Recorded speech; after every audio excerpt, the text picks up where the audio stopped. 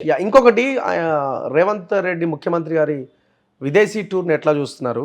ఆయన ఇంగ్లీష్ మీద పెద్ద ట్రోల్స్ చేశారు. ఎవరు మన ఒకటి వీళ్ళు టీఆర్ఎస్ వాళ్ళు.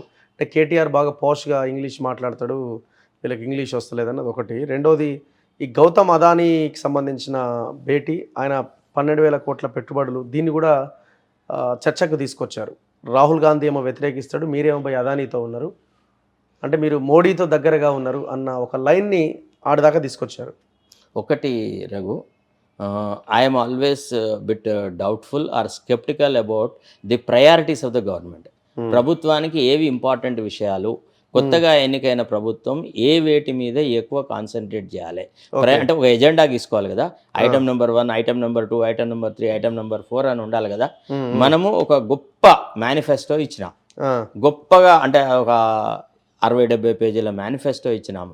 అందులో మనం అమలు పరచాల్సినది ఇమ్మీడియట్గా ప్రజలకు ఉపయోగపడేటువంటి అంశాలు ఏమున్నాయి, వాటి మీద దృష్టి సారించి ఒక నెల రోజులో ఒక 1.5 మంత్ కాన్సన్ట్రేట్ చేసి వాటిలలో కొన్ని మనం ఫుల్ఫిల్ చేసేసి ఆ తర్వాత మిగతా విషయాలు ఆలోచిస్తే బాగుంటుంది. నాకు చెప్పండి, భారతదేశంలో అంటే వనరుల అవసరం ఉంది, ఈ రాష్ట్రానికి ఇండస్ట్రీస్ రావాలి, ఫారిన్ క్యాపిటల్ రావాలా, ఇవి దీంట్లో డౌట్ లేదు. This object cannot be doubted. But at the same time ఈ భారతదేశ చరిత్రలో ముఖ్యమంత్రిగా ఎన్నికైన తర్వాత నెల రోజులకో 15 రోజులకో ఫారిన్ కంట్రీకి పోయి ఫారిన్ టూర్ చేసిన ముఖ్యమంత్రి ఒక్కడి పేరు చెప్పగలవా? ఇంతమంది ముఖ్యమంత్రి ఒక సక్సెస్ అయితే వచ్చింది కదా. Success is not the question అండి. Success would have been there even after some time also. ఇప్పుడు సేల్స్ రిప్రజెంటేటివ్ జాబ్ కనుక మీరు వెళ్తే, I mean I been to that particular field. ఎందుకంటే మాకు జర్నలిజంలో అడ్వర్టైజ్మెంట్ కూడా చెప్తారు. అంటే ఒక సేల్స్ రిప్రజెంటేటివ్కి ఒక టార్గెట్ ఇస్తారు, అంటే 100 మార్కులు తెచ్చుకోవాలని. అయితే ఆ పర్టికులర్ పోస్టులు, అంటే ఫర్ ఎగ్జాంపుల్ హెక్స్ట్ ఫార్మాస్యూటికల్స్ అని ఉంటుంది, తర్వాత షావాలిస్ అండ్ కంపెనీ ఉంటుంది, వాటికి నేను సేల్స్ రిప్రజెంటేటివ్గా పనిచేసిన. మా బాసెస్ మాకు ఏం చెప్తారంటే, చూడు 60 మార్కులు అయితే నీకు ఈజీగా వచ్చేస్తాయి. ఎందుకు? Because the company has got a good name, the company has got name and fame. So నీ కృషి ఎక్కడ ఉండాలి? ఈ 40 మార్క్స్లలోనే. నిన్ను తీసుకొచ్చేది నువ్వు కొత్తగా మాకు ప్రోడక్ట్ ఒక పర్చేజర్ని ఇంట్రడ్యూస్ చేస్తావని కాదు. మేము already we have accomplished 60% target, the 40 marks you should add అని అంటారు. అట్టనే కాంగ్రెస్ ముఖ్యమంత్రిగా ఎవరున్నా, ఎవరు విదేశాలకు పోయినా ఈ క్యాపిటల్ వచ్చి ఉండేది. దీనికి వ్యక్తిగతంగా గత అనుభవమో, గతంలో ఉన్నటువంటి రిలేషన్షిప్ ఏదేం తోడ్పడట్లేదు కదా. ఒక కాంగ్రెస్ ముఖ్యమంత్రి పోతే ఈవెన్ శ్రీధర్ బాబు ఒక్కడి పోతే రాకపోనా, లేకపోతే ముఖ్యమంత్రి గారు కాక లేకపోతే కోమటిరెడ్డి శ్రీధర్ బాబు పోతే రాకపోనా, ఓన్లీ ముఖ్యమంత్రి గారే పోయి అక్కడ తెచ్చిన, అంటే ఏమి పాతాళంలో ఉన్న గంగను పైకి తీసుకొచ్చిన భగీరథుడా? ఎట్లా, ఏ రకంగా ఆలోచించాలి? అది అవసరమా ఇప్పుడు ఈ దశలో? ఒకసారి ఆలోచించుకోవాలి కదా. ఇప్పుడు ఇవాళ ప్రజలు నీకు రోజువారీగా అకౌంట్ అడుగుతున్నారు. గతంలో ఉన్న ప్రజలున్నారా? ఇవాళ ఎట్లా ప్రశ్నలు వేస్తున్నారు?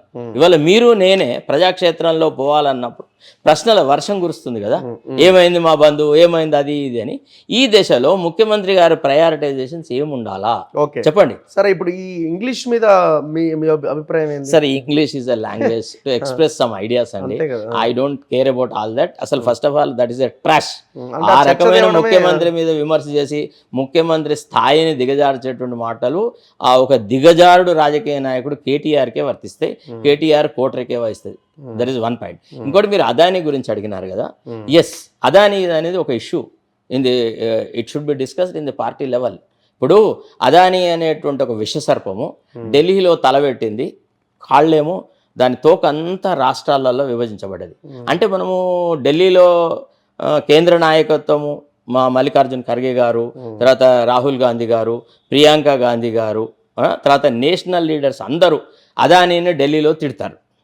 ఏమండి, అంటే వాడు చేస్తున్నటువంటి దురాగతాలు, వాడు మొత్తం ఇండస్ట్రీస్ అన్నిటిని వాడే క్యాప్చర్ చేశాడు. ప్రతి ఇండస్ట్రీలో వాడు స్ప్రెడ్ అయినాడు. కమ్యూనికేషన్లో వాడే, ఓడరేవుల్లో వాడే, రైల్వేలలో వాడే. వాడు ఒక రకంగా ఆ అవినీతి సామ్రాజ్యాన్ని స్థాపించినాడు. వాడిని ఢిల్లీలో తిడతాము అంటే తల ఏమో శత్రువు, తోక మిత్రుడా?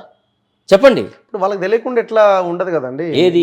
మీ పార్టీ హైకమాండ్ తెలియకుండా వ్యవహారం అంతా జరుగుతుందా? సార్, పార్టీ హైకమాండ్ ప్రతిదీ ముఖ్యమంత్రి తన పాలసీ మ్యాటర్ ఇదంతా తెలియకుండా అలా కాదు. Sorry, the Congress chief ministers will enjoy absolute freedom. It is for the chief minister. Actually నేనేమనుకున్నాను అంటే ఇది ఒక బోనఫైడ్ ఎర్రర్ అని అనుకుంటున్నాను. ముఖ్యమంత్రి గారు అదానితో పెట్టుకున్నటువంటి వ్యవహారాల మీద ఆయన ఆలోచించకుండానే ఇది జరిగిందేమో అనిపిస్తుంది. అంటే అక్కడికి పోవడము సడన్గా అదాని వాళ్ళు తటస్థపోవడము, వాళ్ళతో కొన్ని ఒప్పందాలు ఇట్లా జరిగినప్పుడు కానీ కాంగ్రెస్ హైకమాండ్తో ఢీకొనేటువంటి పనులు చేస్తాడు అని నేను అనుకోను. అది అట్లాంటిది మనం ఊహించడానికి వీల్లేదు. Is politically wise enough to think all these things. కాకపోతే ఏంటంటే ఇట్లాంటి స్టెప్స్ వల్ల ఏమవుద్దంటే కొంత గ్యాప్ పెరుగుతుంటుంది అధిష్టాన వర్గానికి స్టేట్ లీడర్షిప్ మధ్య కొంత గ్యాప్ డెవలప్ అవుతుంటూ వస్తున్నట్టు. ఇప్పుడు కొంతమందికి అంటే జాబులు రాని వాళ్ళు ఉన్నారు కదా మా పార్టీలో, కొంతమంది అంటే ఆర్మ్ చైర్ క్రిటిక్స్ ఉంటారు కదా, ఏదో రకంగా ముఖ్యమంత్రి మన్ను వేయాలా అనే ఆలోచనలో ఉంటారు కదా.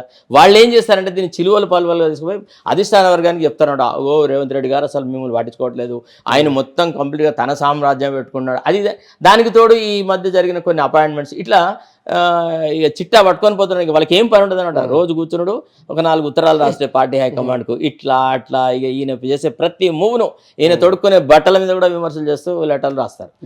ఇది ఒక రకమైనటువంటి పద్ధతి. కాబట్టి ఆనాడు ఆలోచించదు.